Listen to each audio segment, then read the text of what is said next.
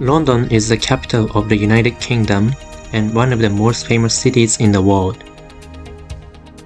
It plays an important role in modern finance and economics. In addition to this, the city's long history makes it an attractive destination for foreigners. Let's look at the geographical location of London. The center of London is called the City of London and is about a square mile in size. And this range is London, located in the southeast of England.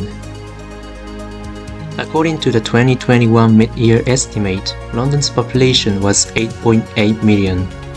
The population density marked 14,500 people per square kilometer. Let's look at London's industries. For centuries, shipping was at the heart of the economy of London. That was the largest, busiest port in the world until World War II.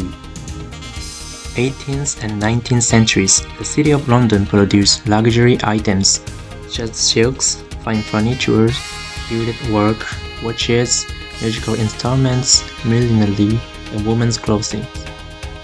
Today, London has a role as a world financial center. At the beginning of the 19th century, more than half of the world's trade was financed in British currency.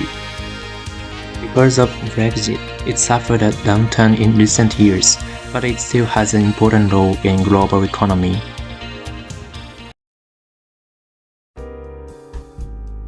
One of the most frequently discussed topics in London is gentrification. The word of gentrification was coined in 1964 by Ruth Grass, German-born British sociologist. It originated when middle-class people began to live in inner-city London and workers were forced to move out due to soaring rents. Here is an overview of the gentrification process in the UK. Until the mid-1960s, inner-city was a major center of British light industrial production. 1961, only about 1 in 10 of all London workers were employed in the sector of finance and business. London's economy has undergone dramatic transformation from an industrial city to a post-industrial city dominated by financial and business services and the creative industries in the past 40 years. Finally, particularly in the 1990s, it has become a major center for the cultural and creative industries. In the 1998, finance and business services employed almost a third of London's workers, whereas the manufacturing industry employed only 8%. An estimated 50% of London's manufacturing employees work in the head offices of manufacturing companies. In the UK today, land prices have increased by around 70% compared to a few years ago. It is the highest record since 2007.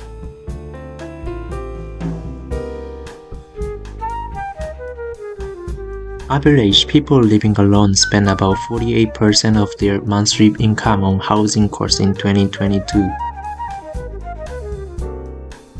This is an increase of more than 5% compared to 2021. Means of transport available in London include car, bus, train, underground, and bicycle. According to the share of means of transport, cars and walking account for more than half of the total. Buses and trains follow, but the proportion of cyclists is extremely low. Underground, also called the tube, offers an efficient means to travel around. Numbers have increased over the last decades due to capacity increases post-financial crisis. The buses have become a landmark not only for residents but also for tourists. In total, there are more than 600 routes, most of which are operated by private companies. Although there has not been a rise in use in recent years compared to underground, this transport mode is necessary because of the abundance of pathways. As seen in this video, London trams. The light rail tram system serving Croydon and surrounding areas in South London. Line coincide in the central Croydon with the western terminal at Wimbledon, where there is an interchange for London Underground. This is another London tram, the Docklands Light Railways. The road has been extended several times since its opening in 1989 and is now optimized for normal operations. The 1 km schedule has been stale, but performance remains high with a high operating rate of more than 98%.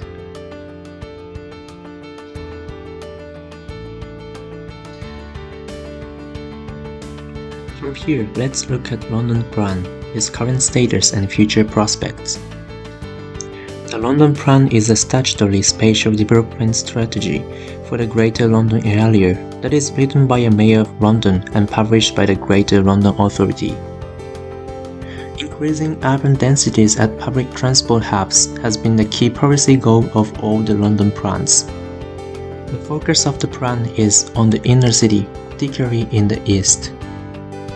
New infrastructure has been combined with extensive upgrades to existing underground lines, rail links, bus services, and cycling infrastructure. The congestion charge introduced in 2003 is also designed to encourage the use of public transport. The congestion charge is a £15 daily charge if you drive within the congestion charge zone. From 7 a.m. to 6 p.m. on weekdays, and at noon to 6 p.m.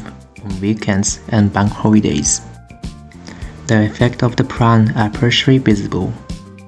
However, the difference in private car use between the inner city and outer city is an issue. This table provides a breakdown of the actual means of transport used in the daily life. Cars are the most common mode of transport, followed by public transport. Conversely, data on the ideal means of transport shows an increase in car share and bicycle share.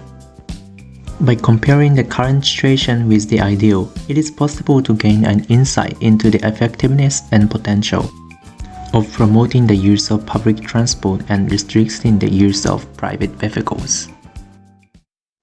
Let's look at the form of future mobility according to 6 categories. We pick a few characteristic groups from the 6. The first group, traditional car-oriented, are those who prefer to travel by car.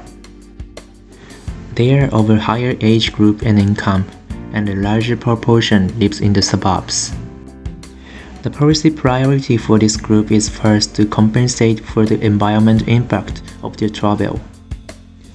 Second, to mitigate their impacts, and third, to reduce driving and car ownership where possible. Next, green travel-oriented. They place great emphasis on environmental protection. A large population of them dislike technology and have relatively low incomes. They tend to live in the city center and sub-centers, but the problem is that there are fewer cyclists than in Belgium. The major policy objective should be to help these individuals maintain their levels of cycling and public transport use. In particular, when life circumstances change, like having children or relocation. Innovative access-oriented is a group interested in location and the latest technology. The main mode of transport is public transport, with a strong interest in bicycle travel. Policy objectives should focus on encouraging further uptake of alternative modes and reduction of the car ownership and driving. Today's London is comprising of historical context, transport systems, and a diverse range of people.